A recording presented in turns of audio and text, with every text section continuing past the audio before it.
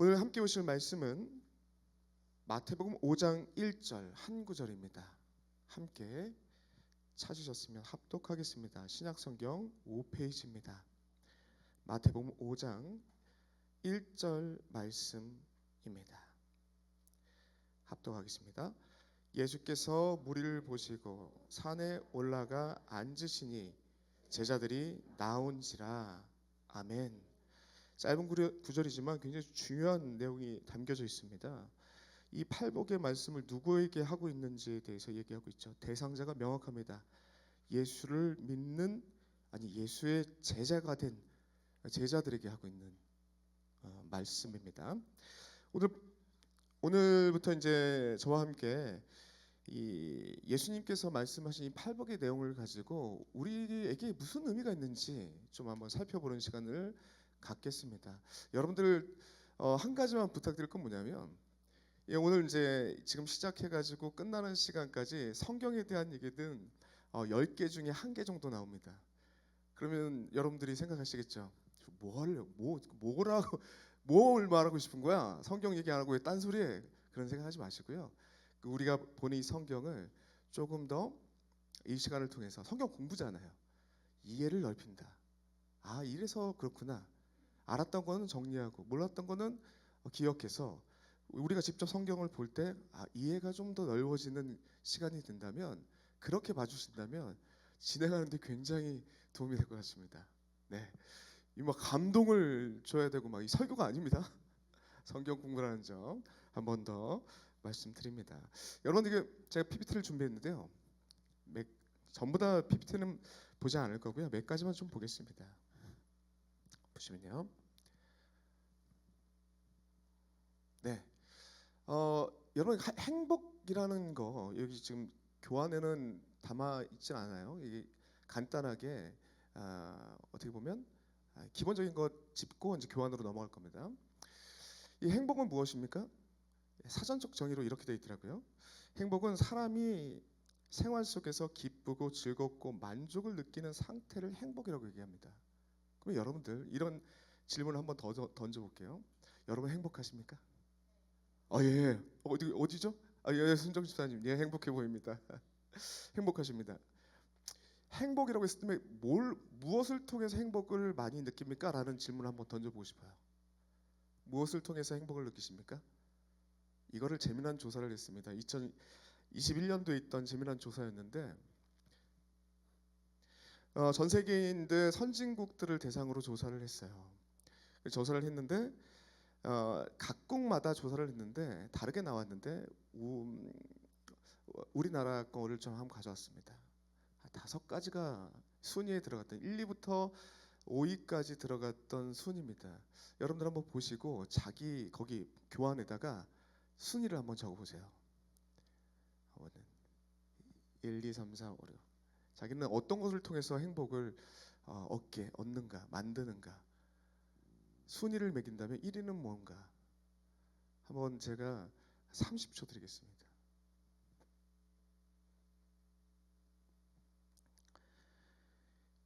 미국의 퓨리 서치 센터에서 그 17개 선진국들을 대상으로 18,850명을 대상으로 설문조사한 겁니다.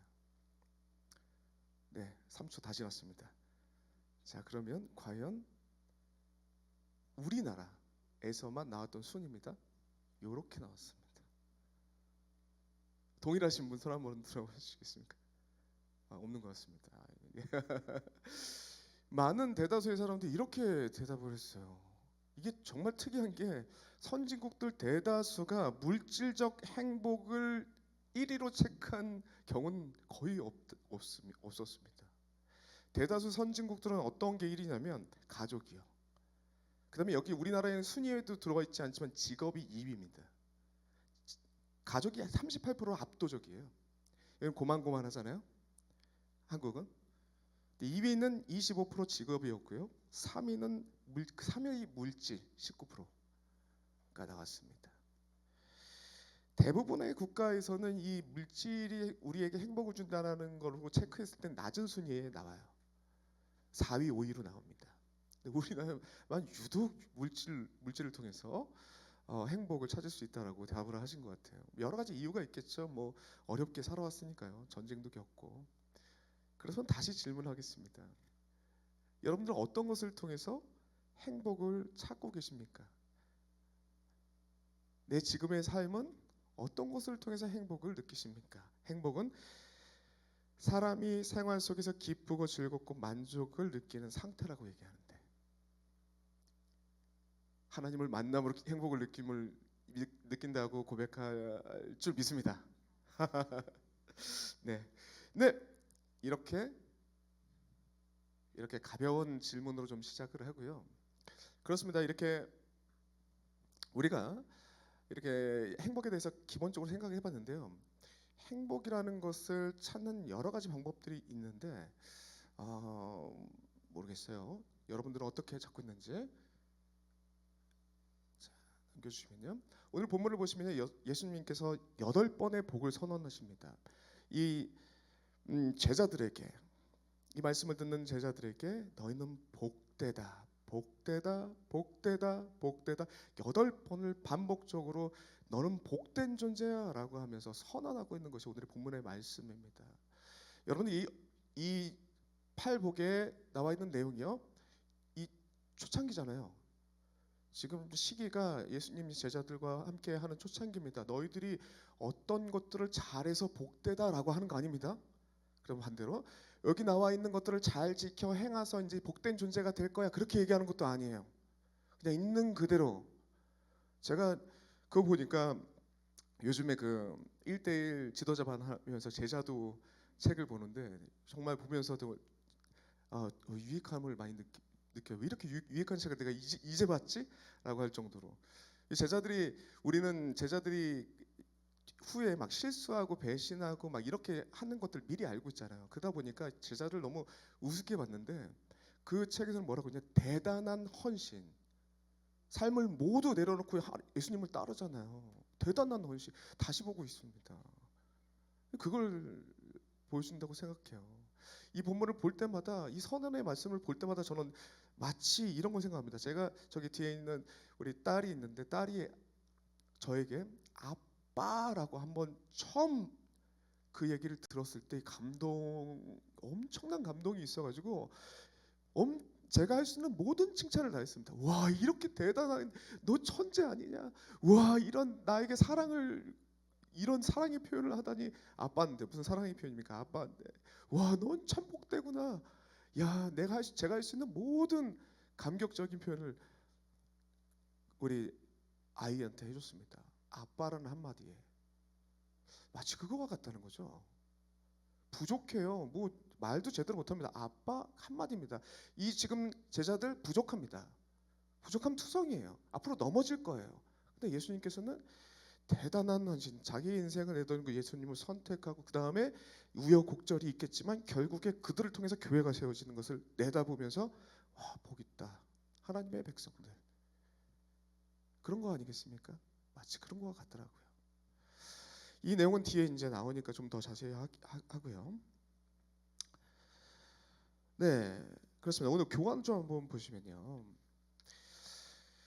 이 행복, 복 또는 행복이라는 표현은요, 당시 오늘 본문이 이야기하고 있는, 예수님께서 선포하고 있는 1세기 당시에 이 복이 있다, 사람에게 복이 있다, 사람에게 행복이 있다라고 표현한 것은 굉장히 낯선 표현이었어요. 생소한 표현이었습니다.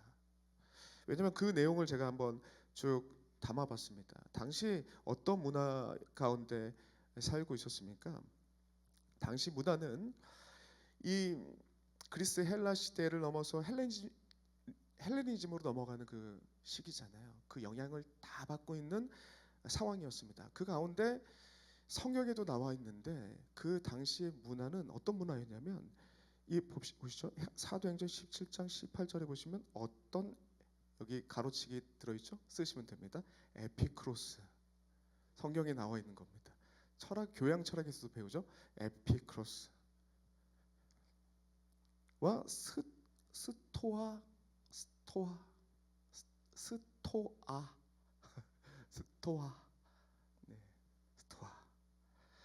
철학자들로 바울과 쟁론할세라고 하면서 사도행전 17장에 바울이 그리스 지역을 선교 갔을 때 이러한 문화 가운데 복음을 전한다는 그런 내용이 나오죠.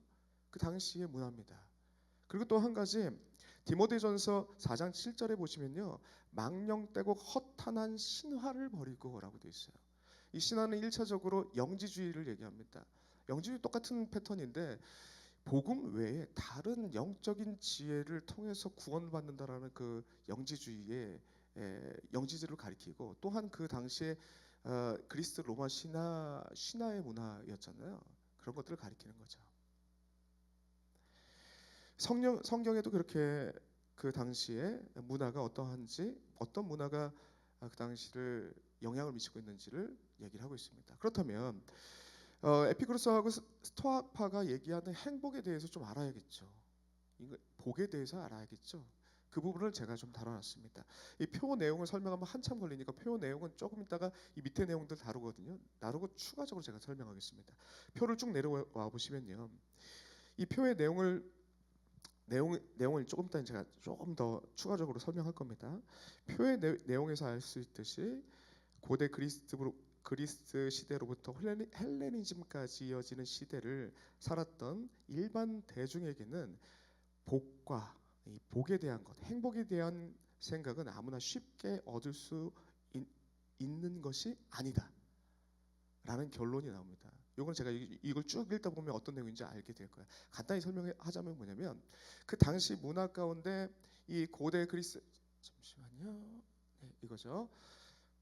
고대 그리스 같은 경우에는 대표적인 그 철학자들이 소크라테스, 플라톤, 아리스토텔레스인데, 이들은 그 이성과 덕을 통해서, 그 실천을 통해서 덕을 세움으로 인간의 행복을 추구하는 그런 입장이었어요. 굉장히 노력이 필요한 겁니다. 그리고 이어지는 헬레니즘 시대에서는 이것 또한 자기의 노력이 필요한 거죠. 평정심을 통해서, 자족함을 통해서 외부의 환경으로부터 자유로운 마음을 얻게 하는 그런 노력이 필요한 그런 부분이 있습니다.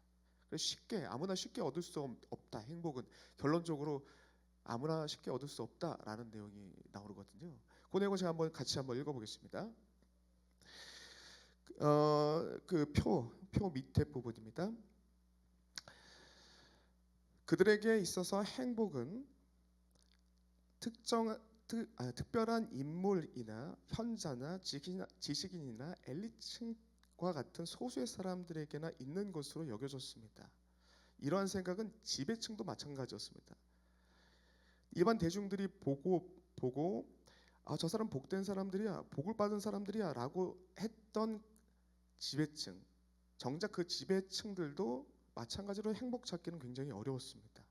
왜냐하면 그들이 추구하는 행복은 그들의 사상에 기반하기 때문에 찾기 어려웠다는 것이죠.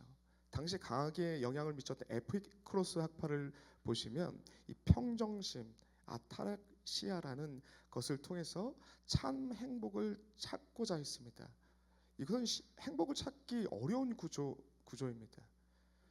그들의 주장대로라면 예상 밖의 고통 그리고 불안 같은 것을 제거하고 회피하는 방식으로 쾌락을 유지함을 통해서 행복을 찾게 되는데, 그런데 우리의 인생은 우리 살아봐서 알지 않습니까? 우리 예상대로 흘러가지 않습니다. 희노애락과 같은 다양한 일들이 발생되죠. 그때마다 늘 평정심을 가지고 쾌락을 유지한다는 것은 불가능한 일입니다. 불가능하죠. 어렵죠. 아무리 많은 것들을 가진 엘리트 지배층이라고 할지라도 인생의 다양한 변수를 이고 행복을 유지하는 것은 아무나 못합니다. 불가능에 가까운 것이죠. 그러므로 이 일은 마치 항상 유리다리를 건너듯이 불안함이 계속 따라옵니다. 만족이 없어요. 그 만족스러운 복을 누리지 못하는 그 구조입니다. 두 번째로 스토아파 사상이 영향이 컸는데, 그 사상의 내용을 보시면 이것도 마찬가지입니다. 이들은 현재 누리는 그 행복은 완전한 것이 아니라고 생각합니다. 완전한 것은 이 세상 너머에 있다고 생각합니다. 이들은 이 땅에서 이성과 덕을 통해서 자연의 질서에 순응하며 살 때 행복을 찾을 수 있다라고 얘기합니다. 그리고 궁극적인 복은 죽음 이후에 우주의 원리인 로고스로 돌아갈 때 이루어진다고 생각합니다. 그래서 실제로 로마 상류층에서는 스토아파 사상을 영향을 받은 사람들이 많이 자살을 하는 그런 문제도 있었습니다. 정리하자면 1세기에 가장 강하게 영향을 미쳤던 철학 사상을 살펴봤는데 일반 대중이나 소수 지배층이나 모두 복을 쉽게 말하지 못하는 시대를 살고 있다라는 게 공통점입니다. 당시 문화적 영향 속에 있던 그 신화의 내용도 보면 그 내용도 똑같습니다. 신화의 내용을 보시면 참된 행복은 인간 세계와 분리된 한 차원 높은 신들의 세계로부터 온다고 생각했습니다. 그래서 인간 세계에 우리가 알고 있는 그 행복은, 이 복은 신들의 세계에서 버려지거나 실수로 유출된 것으로 봤기 때문에, 그래서 인간에게 너무나 큰 행복이 찾아오면 신들이 뺏어갈까 이렇게 두려워하는 그런 마음까지도 가졌던 게 당시 문화입니다. 오늘날 우리 사자성어에도 비슷한 얘기가 있던데요. 그 호사다마가 있지 않습니까? 직역하면 좋은 일에 마가 낀다고 그런 표현이라고 하잖아요. 그래서 막 좋은 일이 있을 때마다 좋은 일을 조심하고 막 그랬던 거 기억나는데 같은 의미인 것 같아요. 정리하자면 1세기 문화에서 대중들이 여기 가로치게 되어 있는데요. 대중들은 인간의 행복을 쉽게 기대하지 못했습니다. 계속 반복되죠. 대중들은 복은 지배층과 신들에게 있는 것으로 생각했고요. 지배층들은 더 나은 행복이 이 세상 너머에 있다고 생각했습니다. 결국 그 누구도 인간의 행복에 대한 생각을 쉽게 못하던 시대라고 결론 질 수 있죠. 그리고 그 당시 문화들을 보면은 인간의 비극에 대한 부분들에 초점을 맞춘 문화들이 굉장히 많이 있습니다. 그래서 제가 이것을 여기까지 결론 지으면서 생각 든 거는 이거더라고요. 이게 뭐 제가 충분히 설명드렸던 것 같고요. 이게 이제 제가 좀 설명드리고 싶었는데 이걸로 설명드리겠습니다. 이 내용이 뒤에 정리하면서 나오는데요. 결국엔 이 우리 철학 사상으로 받았던 이 표에 나오는 거 여러분이 번갈아 가면서 보시면 됩니다. 여기 고대 그리스 시대의 철학이 이 헬레니즘으로 영향을 미쳤는데 그 내용들을 살펴보니까 정리하자면 이런 거더라고요. 내세관의 문제예요. 내세관이 어떤 내세, 죽은 다음에 세상을 어떻게 바라보는가에 따라서 행복이 따라오는 거 아니겠습니까? 그래서 결론적으로 종합해 보자면 이렇게 해야 돼요. 표의 것을 이렇게 정리할 수 있습니다. 이 내용은 어떤 내용이냐면 이 내세가 있다라고 주장하는 철학자들은 이렇게 정리됩니다. 이 소크라테스가 내세가 있다고 생각했어요. 죽은 후에 더 좋은 곳으로 이동한다라고 생각을 했습니다. 그래서 이는 지금 살아생전에 우리가 도덕적이고 그래 인간을 이롭게 만드는 이성적인 그 모든 것들이 저기로부터 온다고 생각했어요. 그래서 너 자신을 알라라는 것은 단순한 무지를 알라고 하는 게 아니라요. 나 자신, 나에게 이 덕을 세워주고 이성적으로 긍정적으로 만들어주는 것이 저기서부터 오기 때문에 네가 지금 알고 있는 거 모르는 걸 자각하게 만든 다음에 나 자신을 보게 만들어가지고 거기 그 너머에서 오는 그 선함을 추구하면서 그 실천에 옮기면서 인간은 행복할 수 있다라고 얘기를 하는 겁니다. 저 너머의 것들이 있다라고 얘기하는 거죠. 그래서 소크라테스 같은 경우에는 죽음을 두려워하지 않았어요. 난 저 너머에 좋은 곳으로 간다 이렇게 생각했던 거죠. 플라톤은 뭐 얘기할 것도 없습니다. 플라톤은 이데아론 너무나 유명하잖아요. 지금에 살고 있는 이 세상은 그림자와 같대요. 그림자와 같아서 저 너머 이데아로부터 다 넘어오는 거래요. 그림자와 같아서 이 플라톤도 마찬가지죠. 인간의 그 이성적인 실천을 통하여서 그 활동을 통해서 결국에는 내 다리에 있는 사슬을 끊어내고 이데아로 넘어간다. 결국 행복은 이데아에 있다. 지금 여기서 행복을 추구할 수 있는데 저기에서 넘어오는 그 일부의 것들을 발견하고 이 땅에서 그렇게 살아감을 통해서 저구로 갈 수 있다. 그러니까 결국에는 저 너머에 행복이 참된 행복이 있다라고 얘기를 하는 거죠.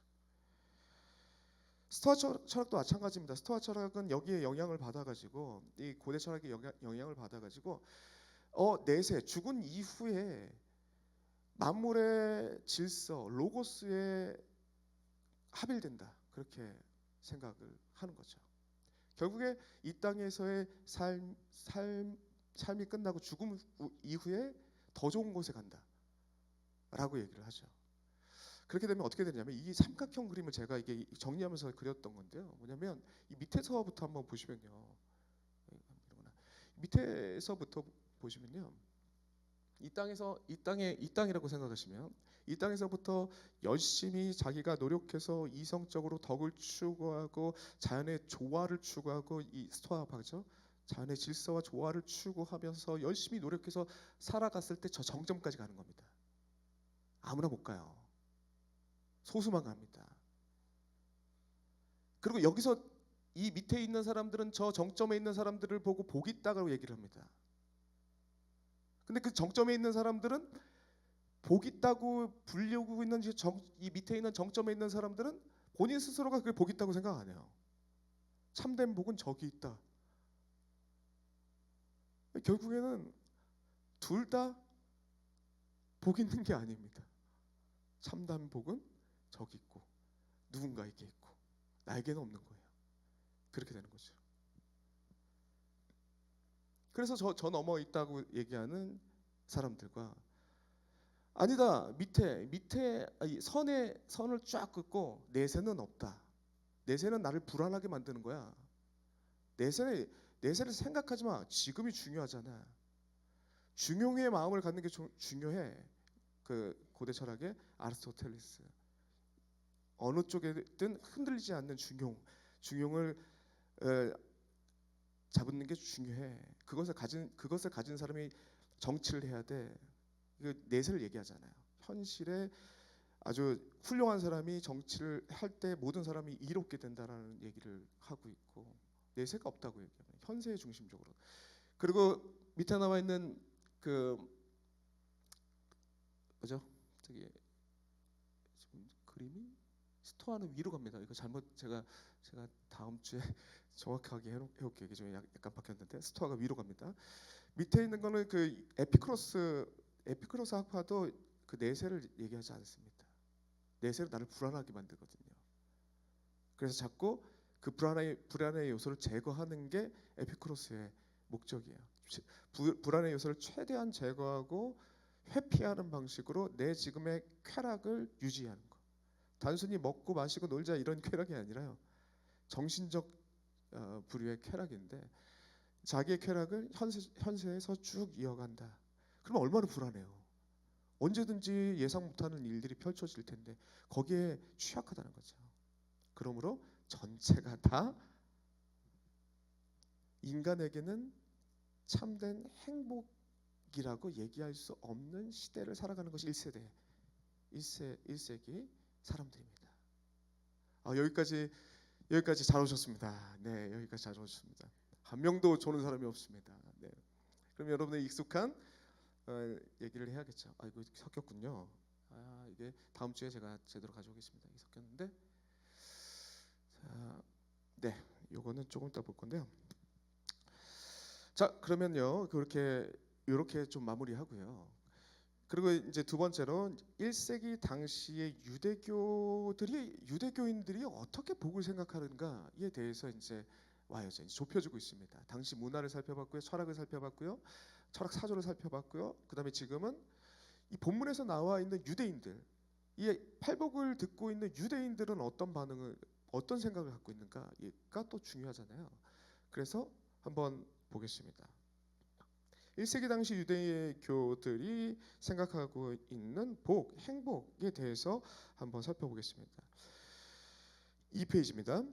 율법의 의는 하나님의 올바른 관계를 유지하고 복을 누리게 하기 위한 핵심 요소로 여겨졌습니다. 율법의 의, 여기 가로쳤죠 제가. 율법의 의를 통해서, 율법을 지켜 행함을 통해서 어, 행복을 누리는 것으로 생각했습니다. 당시 유대인들은 율법을 준수함을 통해서 하나님의 은혜를 얻고 공동체 안에 복된 삶을 살 수 있다라고 믿었습니다. 이를 위해서 다음과 같은 것들을 강조하게 되는데요. 여기에 지금 여기 광의한 표를 보시면, 이 페이지 마지막 표를 보시면요, 이렇게 짧게 좀 제가 요약해놨습니다. 뒤에는 좀 자세하게 돼 있는데 짧은 표를 가지고 좀 설명하고 뒤에 건 좀 언급만 하고 넘어가겠습니다. 유대인들이 강조하고 율법에 대한 부분들을 보시면, 먼저 율법, 토라, 코셔라고 지금 구분되어 있는 것은 말 그대로 모세 오경에서 나와 있는 하나님께서 명령하신 것들이죠. 십계명을 비롯한 제사법들, 음식법들, 안식일법들, 절기법들, 이런 것을 지켜 행함을 통하여서 하나님과의 관계가 유지가 되고 거기서부터 복이 온다라고 생각합니다. 또 한 가지 더 있습니다. 유대교가 복으로 생각하는 거요. 장로들의 유전이 있습니다. 장로들의 유전이 뭐냐면 이 모세 오경을 통해서 나와 있는 율법의 내용들을 해석한 거죠. 그리고 삶의 어떻게 보면 생활 규범으로 더 확장시킨 겁니다. 다양하게 규범을 만드는 거죠. 그게 시간을 지나면서 장로들의 유전들이 계속 쌓이잖아요. 엄청난 양의 규범들이 생기게 됩니다. 그리고 또 한 가지가 뭐냐면 랍비들의 가르침이 또한 그들이 지키는 내용들이었습니다. 이게 랍비들의 가르침이 나중에 이제 탈무드로 만들어지는 거죠. 좀 넘겨보시면요, 그 내용이 좀 자세하게 좀 뒤에 나옵니다. 율법 준수, 아까 전에 말씀드렸던 모세 오경에 대한 부분이 나오고 정결 예법도 나오고요. 코쇼에 대한 부분이죠. 이거 성경에 나와 있는 내용들이죠. 그리고 3번 같은 경우가 유대인들을 어떻게 보면 더 힘들게 만들었던 그런 내용들 중에 하나인데,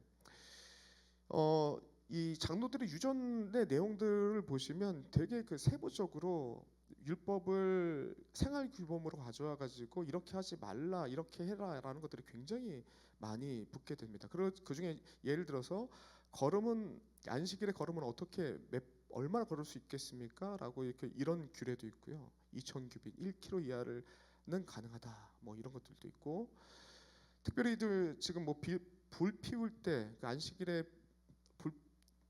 불을 못 켜요. 이 사람들은. 지금도 지키고 있는데 엘리베이터가 각 층에서 안식일에는 각 층에서 씁니다. 왜냐하면 이 버튼을 누르는 게 일을 하는 거잖아요. 안식일에 일하지 말라고 했는데 버튼을 누르면 일하는 거니까 각 층마다 씁니다. 그 냉장고에 불 들어오는 것도 안 됩니다. 그 안식 일하는 거거든요. 그래서 안식일에는 그들의 냉장고는 불이 안 들어오는 냉장고를 쓴다고 하더라고요. 전기 사용하는 것도 노동으로 봅니다. 그래서 제가 교수님한테 들은 건데, 거기 유학하다가 불이 났는데 이 사람들이 안식일에 이어가지고 불을 못 끄는 거예요. 유학생이 꺼줬답니다. 너무 너무 감사했다. 뭐 그런 얘기를 들었는데 지금도 그런 규례를 지키고 있죠. 율법을 삶 속에 가져와 가지고 여러 가지 규례들을, 이런 다양한 세부적인 규례들을 만들어내는 게 미슈나 장로들의 유전이죠. 그 랍비들의 가르침이 또 그들에게 또 있었습니다. 이 랍비들의 가르침 같은 경우에 과도한 그 금욕을 강조한다든지, 생활에 제약을 만든다든지, 그리고 율법을 해석하면서 교리적인 제약을 만든다든지, 뭐 이런 여러 가지 내용들이 있습니다. 뭐 랍비들이 만들었던 여러 가지 내용들 중에 뭐 안식일 규정에서 39가지 노동 유형이라는 내용들도 있고 하는데요. 그런 내용들로 하나님께서 주신 모세 오경의 율법 외에 다른 것들이 많이 붙죠. 그것을 통해서 하나님과 가까이 관계를 맺고 거기서부터 복이 온다고 생각했던 것이 유대교의 사람들입니다. 정리하자면 유대교인들에게 복은 율법을 더 알고 더 지킴을 통해서 하나님의 의와 가까워지면서 얻을 수 있다라고 생각했습니다. 3페이지 6번 밑에 부분입니다. 더 많은 율법과 그래 장로들의 유전과 랍비들의 가르침을 알고 지켜 행할 때 하나님과 가까워진다고 생각하죠. 복과 가까워진다고 생각합니다. 구원을 받을 수 있다라고 생각하는 거죠. 그러다 보니까 유대인들도 대다수의 사람들은 복에 대해서 쉽게 말하지 못합니다. 내가 복되다, 너가 복되다 이런 얘기를 쉽게 하지 못하는 상황이 된 거죠. 그러나 이러한 유대인들의 이러한 이해는 정말로 율법을 주신 하나님의 뜻을 잘못 이해한 겁니다. 일반 대중들은 다 알 수도 없고 지켜 행할 수도 없는 율법의 규범들을 규범들은 사람들을 결국 불행하게 만들었습니다. 복이 아니었습니다. 그래서 예수님께서 마태복음 23장 4절부터 7절까지의 이 문제를 지적하시죠. 그게 요 내용입니다. 우리 성경 한번 다 같이 한번 읽어보겠습니다. 4절부터 7절까지 한번 합독하겠습니다. 시작. 또 무거운 짐을 묶어 사람의 어깨에 지우되 자기는 이것을 손가락으로도 움직이려 하지 아니하며 그들의 모든 행위를 사람에게 보이고자 하니 곧 그 경문의 띠를 넓게 하며 옷을 길게 하고 잔치 회당의 높은 자리와 시장에서 문안하는 것과 사람에게 랍비라 칭함을 받는 것을 좋아하느니라 라고 하면서 서기관과 바리새인들의 외식하는 모습을 지적하는 내용이죠. 이 내용은 무슨 내용입니까? 예수님께서 율법의 많은 규범들이 일반 대중들의 짐이 되고 있다는 것을 지적하시는 거죠. 지배층들에게는 외식함의 원인이 되었음을 비판하고 계시는 것입니다. 이 말은 다른 말로 유대교가 하나님께서 율법을 주신 원래 목적을 잃어버렸다. 백성들을 불행하게 만들고 있다라고 말씀하고 있는 것입니다. 그렇다면 하나님께서 주신 율법의 목적은 무엇입니까? 다양하게 정리될 수 있는데 다양하게 정리돼야 되는데요. 한 구절만 보겠습니다. 신명기 10장 12절부터 13절까지의 내용을 보시면요. 모세가 출애굽 과정 가운데 하나님께서 행하셨던 일들을 회상하면서 그리고 십계명 받았던 내용들을 언급하면서 이 얘기를 합니다. 어떻게 얘기를 하시냐? 이렇게 얘기합니다. 같이 한번 읽어볼까요? 이스라엘아, 내 하나님 여호와께서 내게 요구하시는 것이 무엇이냐? 곧 내 하나님 여호와를 경외하며 그의 모든 도를 행하고 그를 사랑하며 마음을 다하고 뜻을 다하여 내 하나님 여호와를 섬기고 내가 오늘 내 행복을 위하여 행복입니다. 그것도 행복이라고 적어주십시오. 행복을 위하여 내게 명하는 여호와의 명령과 규례를 지킬 것이 아니냐라고 아주 명확하게 얘기합니다. 하나님께서 십계명을 포함한 율법을 주신 원래 의미는 율법을 지켜 행함으로 하나님의 의를 이루는 것이 아니다. 율법을 통해서 율법을 지켜 행함으로 이룬 의를 이루는 게 아니라 주신 율법을 통해서 오늘 본문 말씀 보십시오. 여호와를 경외하는 것, 모든 도, 그를 사랑하는 것, 여호와를 섬기는 것, 그것을 알게 하고 깨닫게 함으로 결국 내가 행복하기 위해서 율법을 주셨다라고 아주 명확하게 얘기를 하고 있죠. 바울이 얘기합니다. 율법의 행위로는 그의 앞에서 의롭다 하심을 얻을 육체가 없나니 행함을 통해서는 율법의 의를 이길 수가 없어요. 주님 하나님께서는 너무나도 잘하십니다. 그럼 율법을 주신 이유가 뭡니까? 오늘 본문 얘기하잖아요. 여호와를 경외하는 것, 모든 도, 그를 사랑하는 것, 여호와를 섬기는 것, 그걸 깨달아 내가 행복하길 바란다고 얘기하는 거 아니겠습니까? 율법을 통해서 지켜 행함이 아니라 율법을 통해서 하나님의 마음을 알게 되는 거죠. 근데 이것을 곡해한 거죠. 이것을 가지고 율법의 하나님의 뜻을 제대로 알고 기억하고 그걸 붙잡는 게 아니라 장로들의 유전과 다양한 삶의 시간들을 거치면서 규범들을 만들고 그것을 지켜 행해야 하나님과 가까워질 수 있다, 의와 가까워질 수 있다, 구원받을 수 있다 이렇게 얘기를 하니까 율법주의에 빠지게 돼가지고 결국 이렇게 가는 거죠. 똑같이 됩니다. 이런 식으로 가는 거죠. 너희들 율법을 지켜 알고 지켜 행하여 저 정점까지 갈 수 있어. 정점까지 가야 의에 이를 수 있어. 그리고 의에 이르다 구원받을 수 있어. 이렇게 얘기하는 거죠. 똑같은 구조죠. 그렇게 되면은 진짜 행복과는 멀어지는 거죠. 유대인들이 그러고 있었다고요. 시대 문화도 그랬을 뿐더러 율법주의, 오랜 율법을 주신 그 본래 의미를 잃어버리고 율법주의에 빠졌던 유대교는 바로 이런 방식으로 빠지게 되었던 것입니다. 그러므로 1세기 사회 문화 배경과 유대교 상황에서도 사람들을 향해 복되다라고 하는 것은 아주 이상하게 들리는 표현이었다는 것이죠. 예수님께서 낯설게 들은 이 표현을 제자들에게 8번을 반복해서 선언하십니다. 예수님의 이 반복되는 표현은 마치 감당할 수 없는 인생의 짐에 눌려 있는 자들에게 자유를 선포하는 희년의 나팔처럼 들렸을 것입니다. 그리고 오늘날 우리에게 여기까지만 하겠습니다. 오늘날 우리에게는 어떤 의미가 됩니까? 이 팔복의 선언의 메시지는요, 말씀은요. 그게 오늘 마지막으로 다루고 나머지는 내일 다음에 하면 됩니다. 왜냐면 설교가 아니기 때문에 기승청 주여 그게 아니기 때문에 여기까지는 이해하셨죠? 그럼 됐습니다. 그럼 현대인들에게 이 팔복에는 어떤 의미가 있는가에 대해서 좀 한번 살펴보겠습니다. 오늘날 사람들은 고대 사람들과 다르게 개인의 복, 행복을 되게 중요하게 여깁니다. 고대 사람들은 개인의 사람들에게 복이 있다, 나는 복된 존재야 이렇게 얘기를 잘 못하잖아요, 문화상. 근데 오늘날은 그렇게 해요. 개인의 행복이 되게 중요하다고 생각을 하고 그렇게 얘기합니다.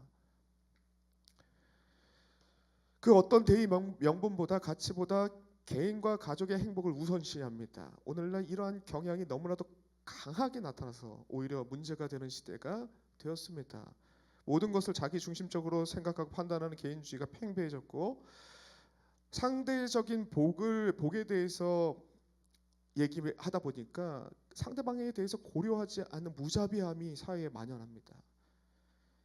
행복의 절대적인 기준보다 개개인의 상대적 기준으로 행복을 생각하고 판단하기 때문에 참된 복에 대해서 고대인들과 같이 현대인들도 쉽게 행복을 말할 수 없는 상황이 돼버렸습니다. 왜냐하면 복을 상대적으로 생각하고 판단하다 보니까 현대인들도 끊임없이 주변의 자신의 행복과 남의 행복을 비교하기 시작하는 거죠.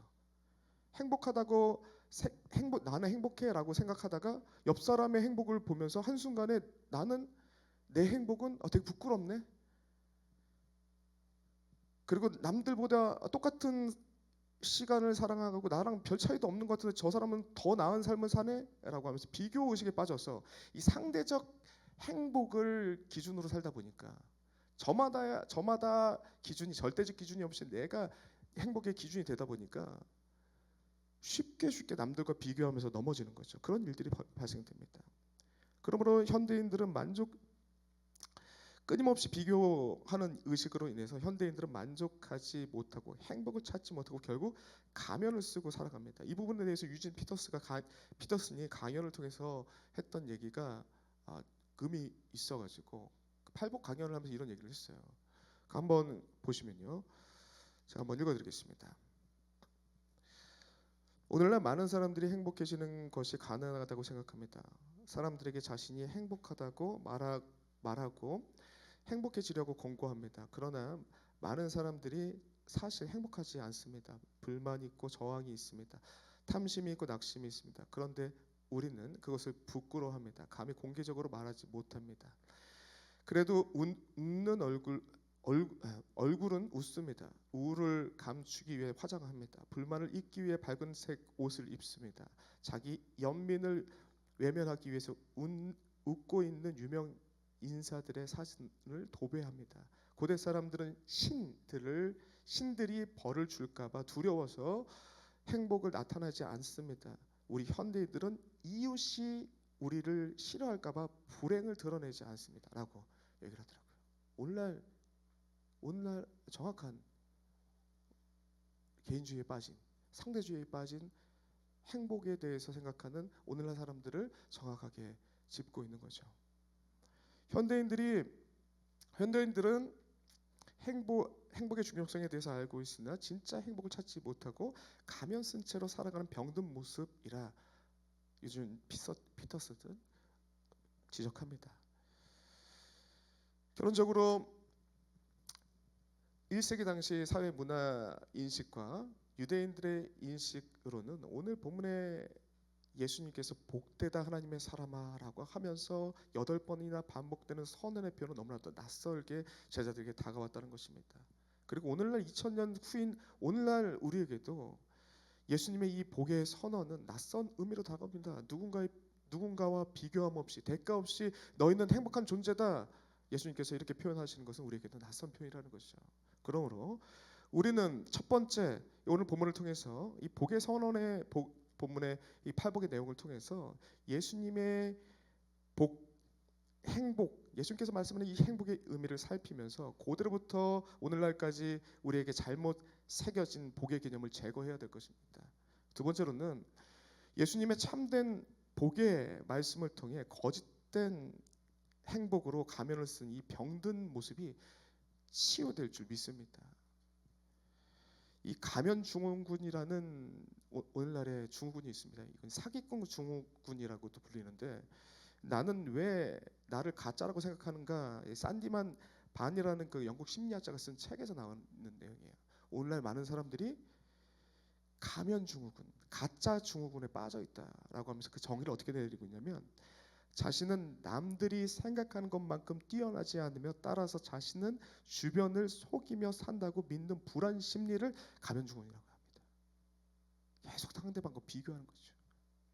참된 복을 모르고 만족을 모른 채 살아가는 것이 오늘날 사람들입니다. 그런 사람들에게 오늘 팔복의 말씀 어떤 조건과 기준이 아니라 예수 그리스도를 믿고 제자로 부름받고 앉아있는 너희들은 복되다. 이런 조건을 지켜서 복되다가 아니라 존재 자체가 복있다 라고 선언하는 것이 팔복의 내용이라는 것이죠. 다소 생소하게 들릴지라도 이 복의 내용을 이해할 때 거짓된 복의 내용을 버리고 우리 현대사회를 살아가는 가면 증후군에서 벗어나 우리의 병든 마음들이 치유될 줄 믿습니다.